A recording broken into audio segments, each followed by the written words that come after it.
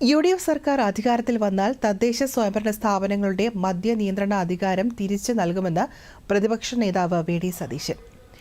മലപ്പുറത്ത് കേരള മദ്യനിരോധന സമിതിയുടെ 47ാം സംസ്ഥാന സമ്മേളനം ഉദ്ഘാടനം ചെയ്യുകയായിരുന്നു അദ്ദേഹം. ലഹരി ഉപയോഗം കുറയ്ക്കുമെന്ന് വാഗ്ദാനം നൽകിയ ഇടത് സർക്കാർ ഘട്ടം ഘട്ടമായി മദ്യവിൽപ്പന വർദ്ധിപ്പിക്കുകയാണെന്നും വി ഡി സതീശൻ ആരോപിച്ചു.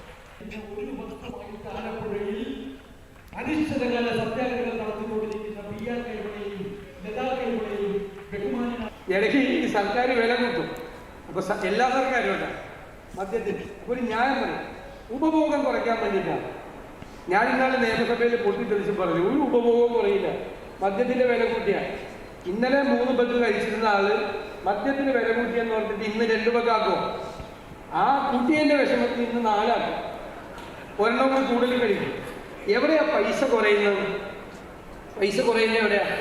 വീട്ടിൽ കൊടുക്കുന്ന പൈസ കുറയും ഇല്ലേ? വീട്ടിൽ കൊടുക്കുന്ന പൈസ കുറയും. ഇത് കഴിഞ്ഞിട്ടുള്ള കളിയല്ലേ? ഇതിൽ നിന്ന് വരുമാനം കിട്ടിയിട്ട് നിങ്ങൾ ആശുപത്രി തുടങ്ങിയിട്ട് എന്താ കാര്യം? നിങ്ങൾ ആശുപത്രി തുടങ്ങി കുറെ കൂടി മരുന്ന് ഇപ്പൊ തന്നെ നമ്മളെയൊക്കെ ചെറുപ്പത്തിൽ എല്ലാവരുടെ ആരെങ്കിലും